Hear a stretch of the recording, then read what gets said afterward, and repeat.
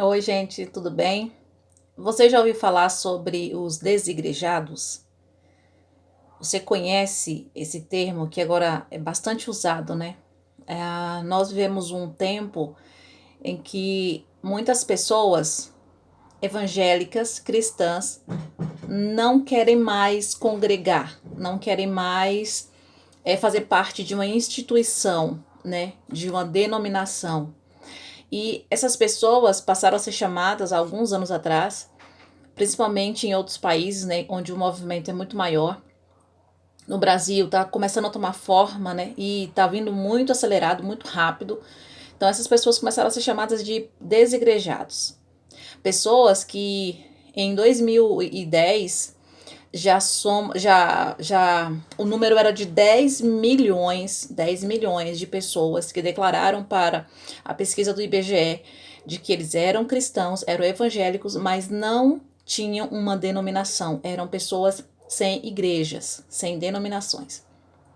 Isso, em 2000, tinha um pouco menos de 1 milhão de pessoas. E já em 2010, temos aí 10 milhões. Isso foi feita uma pesquisa pelo IBGE. 10 milhões. Então, o crescimento entre 2000 e 2010 foi de 780%. Então, é um crescimento muito rápido, muito acelerado e é preocupante. O escritor evangélico, esqueci o nome dele agora, Paul Freston, escreveu para uma revista, a revista é de nome Ultimato, e ele deu uma visão, ele fez um prognóstico, né, sobre a igreja de 2040, como será a igreja em 2040. Então, o número de pessoas que vão se declarar desigrejados será alarmante, será altíssimo. Então, assim, a igreja vai estar totalmente fragmentada se os líderes de hoje não tomarem a providência, se os líderes de hoje não abrirem os olhos para o que está acontecendo, porque assim, até aqui, os desigrejados são ridicularizados, eles dizem que são pessoas que querem viver no mundo, que não querem compromisso com a igreja. Então, mas isso não é a verdade. Isso não é verdade e isso é muito sério. Só que as igrejas mais tradicionais têm ignorado isso e têm empurrado isso aí para frente e leva os seus membros que estão ali dentro a ridicularizar essas outras pessoas que estão nas suas casas.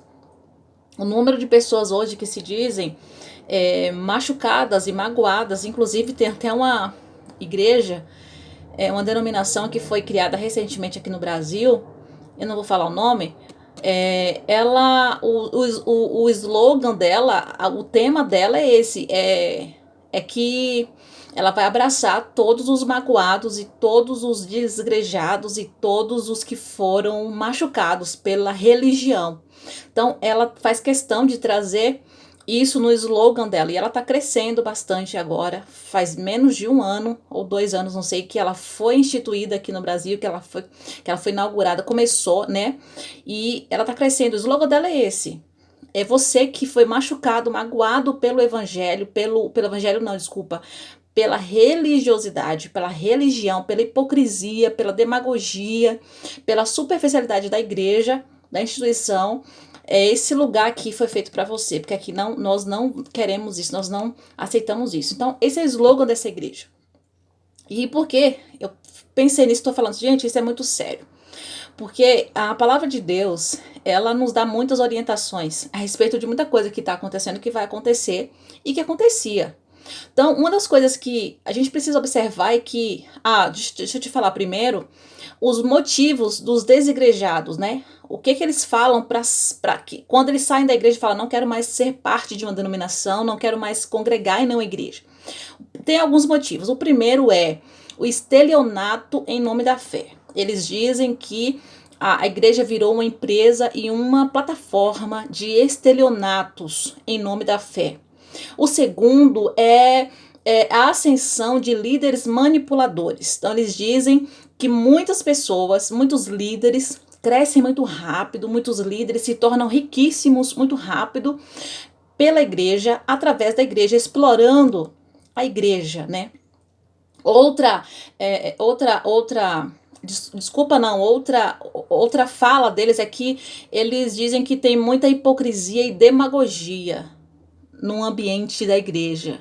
Isso é verdade, isso não é mentira. Tem muita hipocrisia e muita demagogia mesmo, né? Às vezes a gente até fica passando mal de tanta demagogia e de tanta hipocrisia. Isso é verdade. Parece que as pessoas não querem se mostrar como elas são. E parece que a gente tem problema em enxergar o nosso irmão, o nosso próximo, nosso pastor, nosso líder, como ele é. Pecador que ele é, cheio de falhas, cheio de defeitos. Então a gente idealiza os líderes principalmente como sendo os Moisés da vida, como sendo os Cristos em pessoa. Então a gente é um dos erros que nós cometemos, tá? Nós, como corpo, como membresia da igreja, idealizamos nossos líderes, nossos pastores, nossos presidentes, bispos e sei lá mais o que, como se eles fossem perfeitos. E eles não são perfeitos. Eles são apenas os mordomos que Deus escolheu, que Deus separou para pastorear o seu povo, para pastorear a sua igreja. Claro que ali nós temos que ter o respeito, nós temos que ter um direcionamento deles, nós temos que ter ali uma compreensão de que eles são pessoas que Deus separou, vamos respeitar, vamos amar, vamos ajudar, mas não idealizar como eles sendo perfeitos e sendo a encarnação novamente de Cristo, porque não é. Né? Então, isso é um defeito, né? Outro argumento que eles usam é a superficialidade da igreja, e nós sabemos também, cabe no que eu acabei de falar, né? Nós sabemos que há muita superficialidade. Muita coisa superficial, muita gente superficial, muita gente querendo parecer o que não é, muita gente falando com aquelas vozinha muito agradável, né? Só as palavras que as pessoas querem ouvir, que elas sabem que as pessoas gostam de ouvir. Você não pode falar verdades, porque a verdade, principalmente, ela incomoda muitas pessoas. Então, quando você começa a ser você, transparente, um livro aberto, falar o que você pensa, discordar. Se você discordar, você é rebelde, né? Se você discordar, não, isso aqui não tá certo, biblicamente isso aqui tá errado. Então você já passa a ser um rebelde. Há muita superficialidade, demagogia, hipocrisia. A gente olha para palavra de Deus, lê a Bíblia, a gente olha para a igreja e fala, meu Deus, tem aí uma discrepância muito grande, né? Tem aí uma distorção muito grande de muita coisa. E os escândalos? Os escândalos é outro argumento que os desigrejados usam para dizer não faço mais parte de uma igreja. Escândalo. Também tá certo, né, gente? Eles não estão errados, não. Muito escândalo. É muito escândalo envolvendo líderes evangélicos, líderes religiosos. É muito escândalo. Então, eu queria, diante disso, eu já passei aqui o panorama, né, geral dos desigrejados. Os argumentos que eles usam para dizer por que não congrega mais, o número que é de 2010, tá? Não tenho agora, eu procurei até o número atualizado, mas não achei, não tem um número atualizado de desigrejados no Brasil. Isso, gente, é a nível de Brasil, tá? Não é a nível de mundo. No mundo, na Europa principalmente, os desigrejados são assim, é estrondoso o número de pessoas que não frequentam mais igrejas, denominações. Tanto é que na Europa e fora e outros lugares do mundo, não existe mais igreja. Elas fecharam, vendem os prédios. Então, praticamente, assim, tem lugares aí, que agora eu não me lembro direito, mas eu já li matéria sobre isso, que as igrejas físicas, prédios, não existe mais. Não existe mais. Eles fecharam. Mas eu quero deixar uma palavra pra gente pensar nisso que eu acabei de falar, nisso tudo. E se você tiver uma opinião, deixa aí no comentário. Fala o que você pensa, o que você acha sobre isso. Essa palavra está em Hebreus. Olha só, eu vou falar agora o que eu acho sobre tudo isso que eu penso. Eu acho que tudo isso que acontece é uma via de mão dupla. Tanto o defeito está em nós, como membrasia, e tanto o defeito está nessas pessoas que dizem sou desigrejado, não congrego mais em igreja nenhuma, quanto o defeito está nos líderes. Então, assim, é um conjunto de coisas que os dois lados precisam reavaliar o seu evangelho, o evangelho que estão lidando, que estão acreditando, reavaliar o seu pensamento religioso, crítico da Bíblia, reavaliar tudo, porque existe coisas em nós e coisa na nossa liderança que não tem nada a ver com a Bíblia. Tem nada a ver, gente, com a Bíblia, tem nada a ver. Você lê a Bíblia e você fala, não tem nada a ver. Então, assim, são atitudes nossas, posicionamentos nossos, pensamentos nossos, filosofias nossas, que não tem nada a ver com a palavra de Deus. Quando você vai estudar a palavra, você vai ler a palavra, meditar na palavra, você aprende tudo diferente. Uma das coisas que eu acho que contribuiu para que haja tanto número de desigrejados é isso aqui. Fora tudo que eu citei, dos escândalos, desses corruptos, né? Transvestido de pastores, porque não são pastores, coisa nenhuma, que pastorear eles não pastoreiam. Eles só fazem tirar toda a lã da ovelha e usufruir da gordura da ovelha. Né, como diz o livro de Ezequiel. Ai desses pastores que só querem usufruir da lã da ovelha e da gordura da ovelha e não pastoreiam, não saram os que precisam de cura, não limpam as feridas dos que estão feridos, não guiam as ovelhas que precisam de serem guiadas. Então, Deus vai tratar com essas pessoas e eu acho que está chegando até o tempo, né? Vamos começar a ver isso aqui ainda, antes de Cristo voltar. Porque ou esses líderes se convertem, ou eles vão ver muitas igrejas ficarem vazias. E realmente, eu fico pensando às vezes que eles merecem isso, sabe, gente? Merece mesmo que as igrejas fiquem vazias e eles não tenham de onde tirar nem lã e nem gordura. Que eles tenham que trabalhar duro. Não sou contra pastores, líderes religiosos viverem do seu trabalho. Porque pastor tem que ser integral numa igreja, né? Pelo menos é o que a palavra ensina, é o ideal de uma igreja, que o pastor seja integral, que o pastor seja bem pago, que a família dele não sofra, tá? Porque é injusto e não tem nada a ver com Deus quando um só tem muito e os outros têm nada. Então, isso não condiz com a palavra e não condiz com os princípios de Deus, de justiça. Isso é injustiça, isso é avareza, isso é amor ao dinheiro. Tá, tudo bem, segue, é outra coisa. Vou ler aqui para vocês em Hebreus, capítulo 5, no verso 12. Porque, devendo já ser mestres pelo tempo, ainda necessitais de que se vos torne a ensinar quais sejam os primeiros rudimentos da palavra de Deus, ou seja, quais sejam os fundamentos básicos da palavra de Deus, das doutrinas de Deus. É isso que Paulo está dizendo. E vos haveis feito tais que necessitais de leite e não de sólido mantimento. Porque qualquer que ainda se alimenta de leite não está experimentado na palavra da justiça, porque é menino. Mas o mantimento sólido é para os perfeitos. Perfeitos aqui, gente, esse termo não é perfeito de ser perfeito. Esse termo aqui, no original, é um termo de ruios, é de filhos maduros, tá? Do original é ruios, filhos maduros. Não é de perfeito, ser perfeito. Perfeito só é Deus. Para perfeitos, os quais, em razão do costume, têm os sentidos exercitados para discernir tanto o bem como o mal. Paulo está dizendo aqui para alguns da igreja que eles deveriam já estar sendo mestres, ensinando, dominando a palavra de Deus, dominando as doutrinas, o conhecimento, se alimentando de um alimento sólido, como filhos maduros de Deus. Mas ainda estão agindo como meninos, precisando de leite, precisando que o apóstolo volte a ensinar os fundamentos básicos da fé, os fundamentos básicos da doutrina, os fundamentos básicos da palavra, quando eles já deveriam estar sendo mestres. É isso que Paulo está falando. Então, na minha opinião, o que falta para nós é isso.